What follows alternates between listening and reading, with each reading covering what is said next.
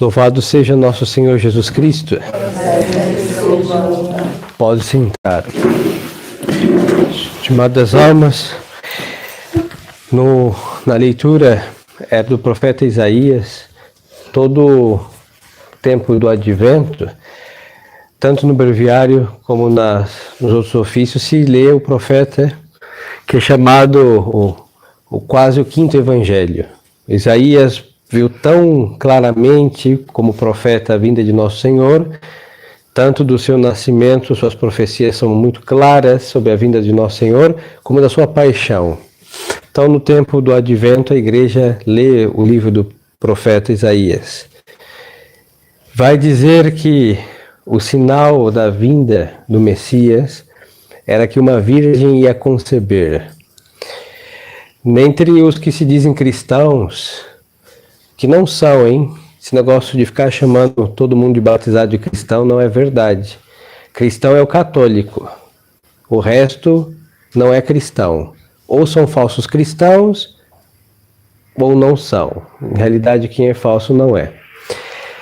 Nós somos os únicos que acreditam nisso, que é um dogma, que a Santíssima Virgem, como virgem, ela foi virgem antes do parto, durante o parto e depois do parto. Os que se chamam ortodoxos, que não são heterodoxos, todos os cismáticos do Oriente, eles não acreditam na virgindade perpétua da Santíssima Virgem, porque falam que depois do parto, por uma questão física, Nossa Senhora deixaria de ser virgem. Agora o profeta diz o quê? Que uma virgem ia conceber. E é o evangelho de hoje, que é um dos primeiros capítulos de São Lucas, quando o anjo anuncia a Nossa Senhora, ela vai dizer assim: como que isso acontecerá, pois eu não conheço o homem?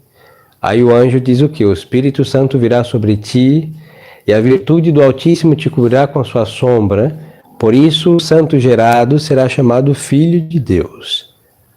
Se nós juntarmos, sem faltar com o sentido da Sagrada Escritura, o Evangelho de hoje, com a passagem do profeta Isaías, nós temos a mesma verdade, em séculos de diferença, Ele diz o quê? Que uma virgem a conceber, e quando o anjo anuncia a Nossa Senhora, ele diz como ia isso acontecer. Ao ser concebido pelo Espírito Santo, o nosso Senhor como homem, o seu corpo foi formado do sangue da Santíssima Virgem pelo Espírito Santo, toda a parte material foi tirada da Santíssima Virgem. Como não tem a parte material de um homem, então foi criada por Deus a partir da Santíssima Virgem. A mesma onipotência que fez isso, uma concepção sem a parte masculina, é a mesma onipotência que gera e que dará luz sem detrimento da virgindade da Santíssima Virgem. Agora os senhores veem por que os outros não são chamados de cristãos, porque não acreditam na onipotência de Cristo, que é Deus. Deus, nosso Senhor Jesus Cristo, ao ser concebido ali, ao ser gerado no ventre da Santíssima Virgem, ele não vai tirar nada da sua mãe.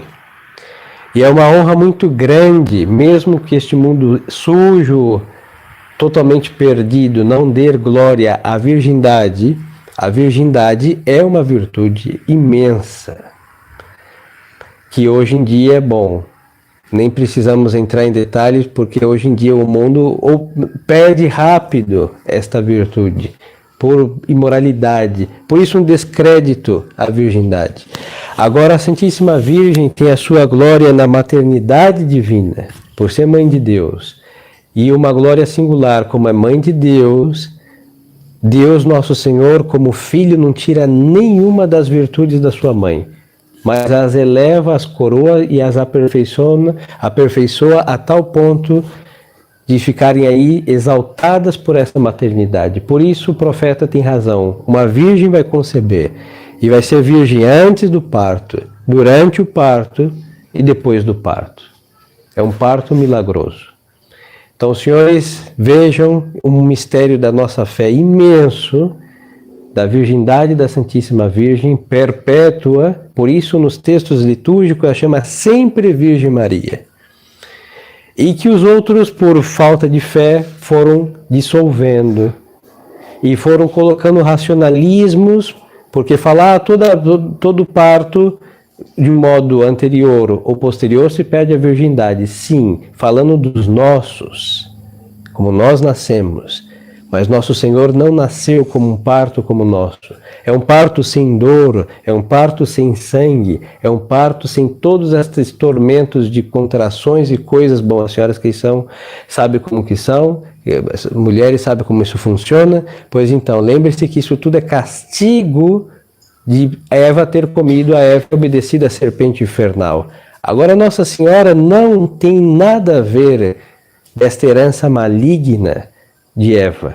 Pelo contrário, ela é todo o oposto de Eva. Eva é a desgraça para os seus filhos e Maria Santíssima é a graça para os seus.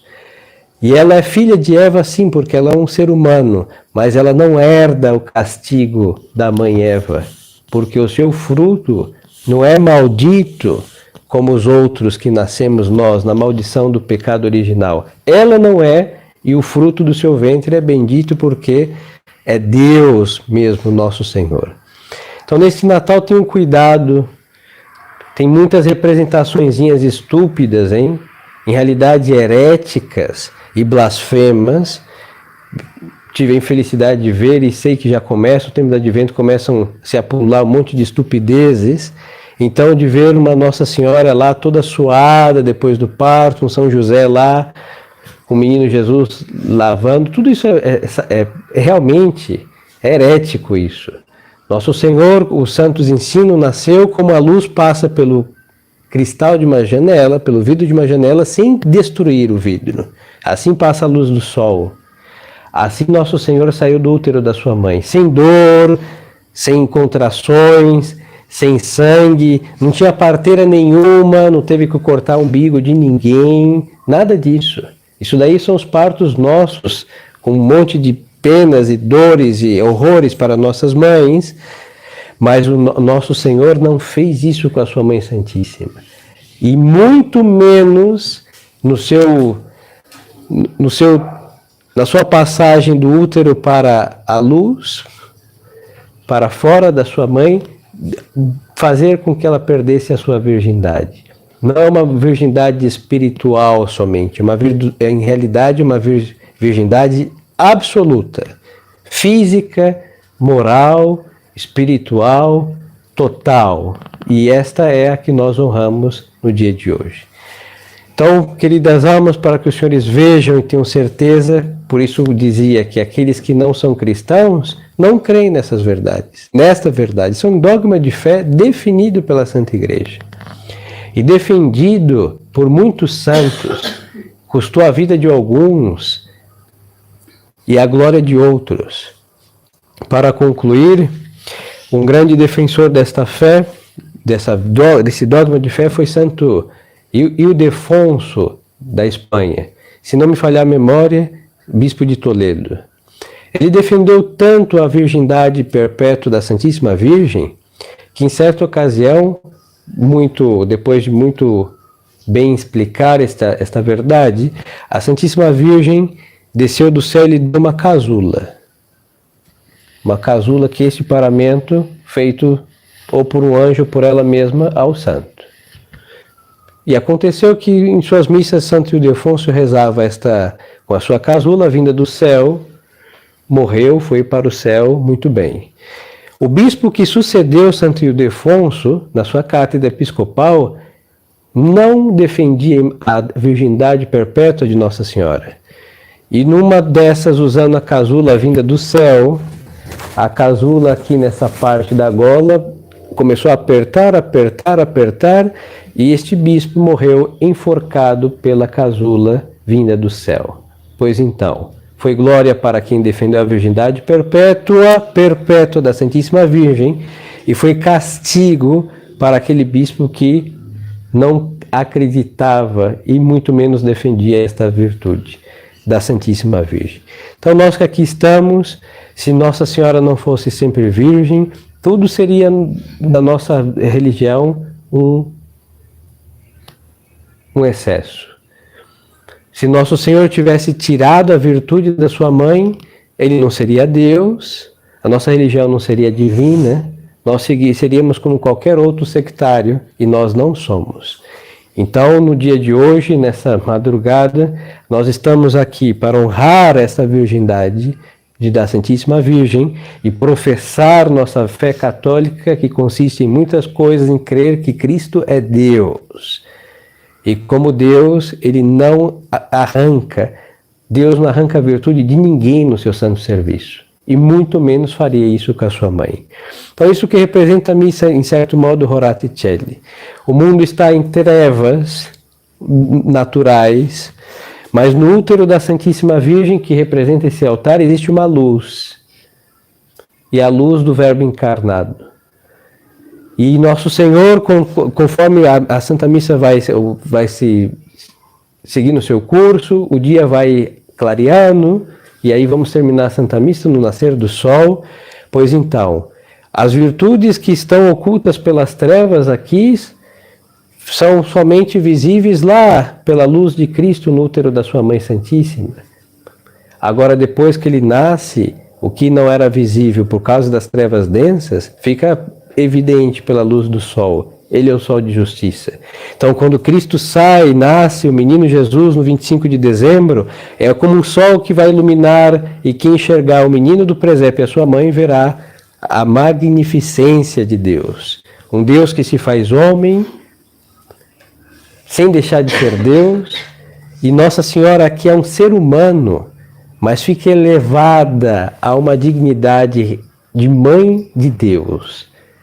Não perde a sua virgindade, não perde a sua humildade, não perde nenhuma das suas virtudes, mas este sol, como que a lua é iluminada pelo sol, assim que vemos a Santíssima Virgem, essa lua que recebe a luz de Cristo, e vemos a sua glória e o seu resplendor. Então, queridas almas, peçamos nesta Santa Missa ao aumento, a devoção, a virgindade perpétua de Nossa Senhora, porque como verdadeiros cristãos, nós cremos e confessamos este dogma da nossa fé, que é a razão pela qual nós a chamamos sempre Virgem. Depois das reformas do Vaticano II, que graças a Deus nós não seguimos, todas as orações litúrgicas que tem o sempre Virgem foram tiradas sempre. Porque os protestantes que estavam lá, para agrado seus, eles eram capazes de chamá-la de Virgem Maria. Até aí eles concebem. Por quê? Podia ter sido virgem antes da concepção de Nosso Senhor, mas sempre não. Isso não, dizem eles. Por isso, nas reformas do concílio, os senhores, graças a Deus, não vão ouvir porque não vão e nem devem ir, mas quando tiverem ouvindo alguma dessas orações, virás Virgem Maria. Agora o sempre foi tirado. Então, isso faz perder a fé. E se nós perdemos a fé na virgindade perpétua da Santíssima Virgem, como todos os dogmas de fé, nós perdemos a fé absolutamente em todas as verdades reveladas. Então nós cremos, professamos a virgindade perpétua e assim cremos em todos os demais dogmas da nossa religião.